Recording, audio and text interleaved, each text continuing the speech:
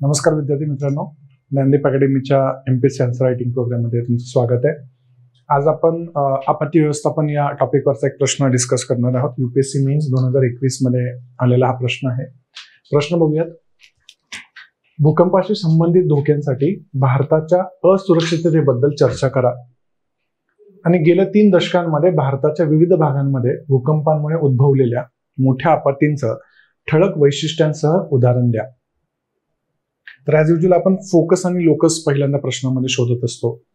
तर याच्यामध्ये फोकस काय आहे, तर भूकंप संबंधित धोक्यांसाठी भारताची असुरक्षितता कशी आहे हे पहिलं सांगायचं, त्याच्यावरती चर्चा करायची आहे. आणि भूकंपामुळे उद्भवलेल्या मोठ्या आपत्तींची ठळक वैशिष्ट्य हा आपला दुसरा फोकस असणार आहे. आणि लोकसमध्ये काय असेल आपलं, तर भूकंप.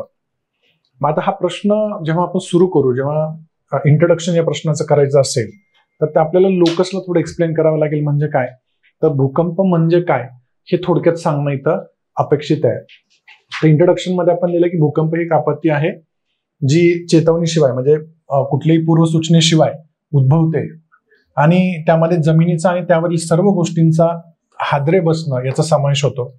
हे हलत्या लिथोस्फेरिक किंवा क्रस्टल प्लेट्सच्या संचित ताण सोडल्यामुळे होऊ शकतो. त्यांच्यामध्ये जो स्ट्रेस असतो तो रिलीज झाल्यामुळे भूकंप होतो असं आपण सांगू शकतो. त्यानंतर प्रश्न काय विचारला गेलेला की भूकंपाच्या संबंधीचे जे असुरक्षितता आहे भारताची त्याची चर्चा करा. मग इथंच तुम्ही इंट्रोडक्शन मध्ये एक फॅक्ट सांगू शकता की NIDM म्हणजे national institute of disaster management नुसार भारताचा 69% भाग 59% भाग हा भूकंपप्रवण क्षेत्रामध्ये येतो. म्हणजे तुम्ही इंट्रोडक्शन मध्येच एक्झामिनरला आयडिया देताय की तुम्हाला ब्रीफली ओव्हरऑल इंडियाचं चित्र माहिती आहे भूकंपाच्या बाबतीमध्ये.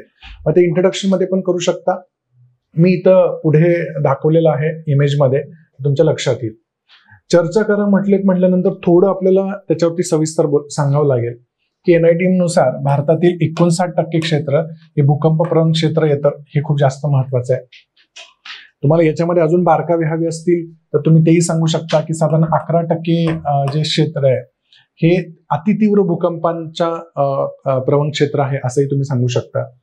त्यानंतर भारतीय भूभाग हा युरोशियन प्लेटमध्ये घुसत आहे किंवा वरती सरकत आहे, ज्यामुळे देशाला मध्यम ते खूप तीव्रतेच्या भूकंपांचा धोका कायम राहिलेला आहे.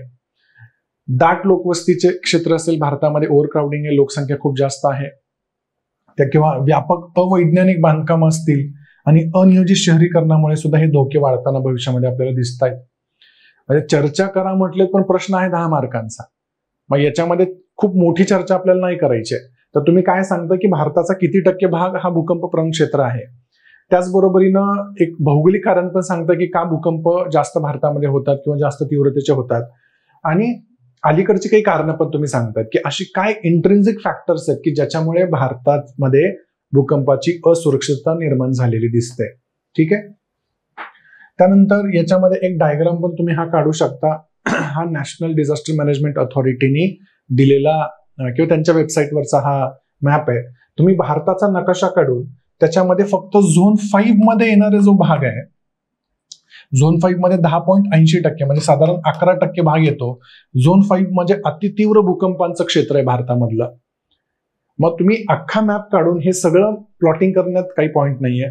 तुम्ही फक्त झोन 5 मध्ये येणारे जे भाग आहेत, जसं जम्मू काश्मीर मधला काही भाग असेल, हिमाचल प्रदेश मधला भाग आहे, उत्तराखंड मधला भाग आहे, सिक्कीम मधला काही भाग आहे, बिहार मधला काही भाग आहे, संपूर्ण ईशान्य भारत आहे आणि इकडं कच्छ, गुजरात मधला रन ऑफ कच्छचा काही भाग आहे. अंदमान निकोबार आयलंड नाही दाखवलं तरी पण चालू शकतं. पण जर तुम्ही लिहाल तर एक चांगलं रिफ्लेक्शन तुमच्या आन्सरमध्ये येईल की तुम्ही युनियन टेरिटरीज कडे पण तुमचं लक्ष आहे. तर एवढेच तुम्ही प्लॉट करू शकता. आणि मग हे ऑलरेडी आपण सांगितलेलंच आहे की 59% भाग हा भूकंपप्रवण क्षेत्र आहे. त्यानंतर हा seismic zone of map of India आहे 2002 मध्ये ब्युरो ऑफ इंडियन स्टँडर्ड्सनी दिलेला. राईट.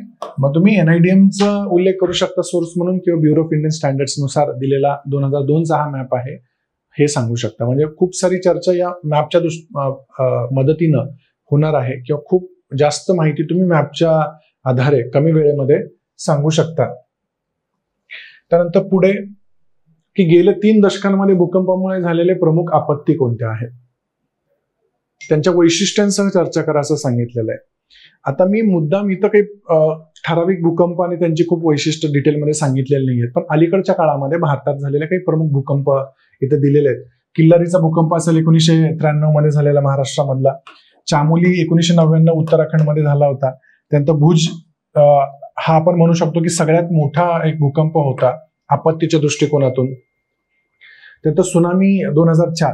आता या भूकंपाची नाभी जरी बाहेर असली तरी त्याचा परिणाम भारतामध्ये झाला होता, त्यामुळे शक्यतो याचा उल्लेख करू नका, कारण त्यांनी स्पेसिफिकली सांगितलं की भारतामध्ये आपत्ती निर्माण झालेली. तसं हे बरोबरच आहे, पण शक्यतो टाळा. आणि मग नेपाळ भूकंप 2015 पण आहे, याच्यामुळे पण बिहारमध्ये उत्तर प्रदेशमध्ये नुकसान झालेलं आपल्याला दिसतं. पण मला वाटतं हे 3 भूकंप परफेक्ट आहेत, कारण त्यांनी मागच्या 3 दशकांमधलं विचारलेलं होतं.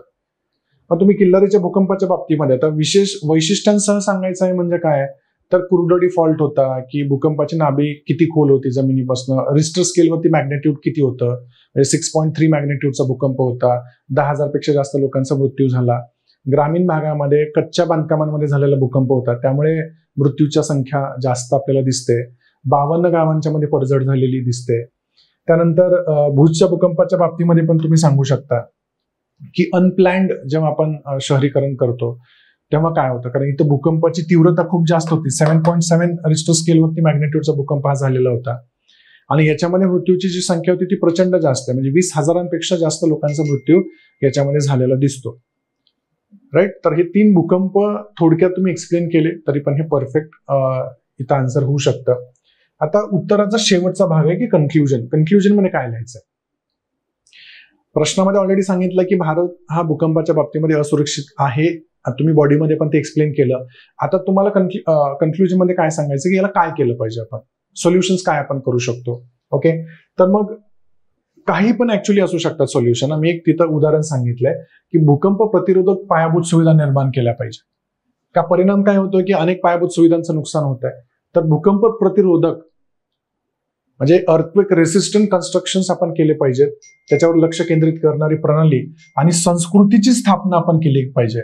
मग तुम्ही इथं उदाहरण देऊ शकता की जपानमध्ये ज्या प्रकारे राईट जपानमध्ये भूकंपाच्या विरुद्ध लढण्याची एक संस्कृतीच विकसित केली गेलेली, तशी भारतामध्ये करणं गरजेचं आहे हे तुम्ही सांगू शकता. त्यानंतर भूकंपाच्या विनाशकारी प्रभावांपासून जीवन आणि पायाभूत सुविधांचं रक्षण करणं यासाठी आवश्यक आहे अशी प्रणाली स्थापन करणं. त्यानंतर भूकंप पूर्व चेतावणी प्रणाली किंवा अर्ली वॉर्निंग सिस्टीम ही रिअल टाइम भूकंपाची माहिती प्रणाली विकसित करण्यासाठी सुद्धा तंत्रज्ञानाचा वापर आपण केला पाहिजे. जास्तीत जास्त तंत्रज्ञानाचा वापर करून अर्ली वॉर्निंग सिस्टीम्स आपण विकसित केल्या पाहिजे, जेणेकरून पूर्वकल्पना थोडी तरी देता यावी भूकंपाच्या बाबतीमध्ये. असे काही उदाहरणं ऑलरेडी भारतामध्ये आहेत, खूप यशस्वी नाही आहेत पण प्रयत्न असे सुरू आहेत. राईट. आणि आपल्याला जेव्हा पूर्वचेतना प्रणाली असते तेव्हा भूकंपाचे परिणाम कमी करण्यास मदत होऊ शकते असं तुम्ही सांगून तुमचं उत्तर थांबवू शकता. म्हणजे तुम्ही फ्युचरिस्टिक काय सांगताय की जे कमतरता आहे की बांधकामं चांगली करा किंवा स्ट्रक्चरल ऑडिट करा, हेही तुम्ही याच्यामध्ये सांगू शकता. स्ट्रक्चरल ऑडिट राईट, म्हणजे भूकंपाच्या जिथे जिथे धोके आहेत तिथं स्ट्रक्चरचं ऑडिट केलं पाहिजे किंवा हे कंपल्सरी केलं पाहिजे, अशी अनेक सोल्युशन्स तुम्ही ऑफर करू शकता. जे पण कन्क्लुजन माझ्यासारखंच तुमचं असलं पाहिजे असा त्याचा अर्थ होत नाही. तुम्ही कोणतंही कन्क्लुजन, एखादं एक्झाम्पल अलीकडे काही वाचण्यात आलं असेल तेही तुम्ही त्याच्यामध्ये नक्कीच सांगू शकता. त्यानंतर काही आंतरराष्ट्रीय सामंजस्य करार पण केले पाहिजेत किंवा आंतरराष्ट्रीय मॉडेल जे आहेत अर्थक्वेक बरोबर किंवा भूकंपाची सामना करायचे त्यांच्याकडनं काही शिकता येऊ शकतं का, अशी उदाहरणं तुम्ही काही कन्क्लुजन मध्ये देऊ शकता. ठीक आहे. तर हे होतं आजचा क्वेश्चन. आज आपण इथेच थांबूया. थँक्यू.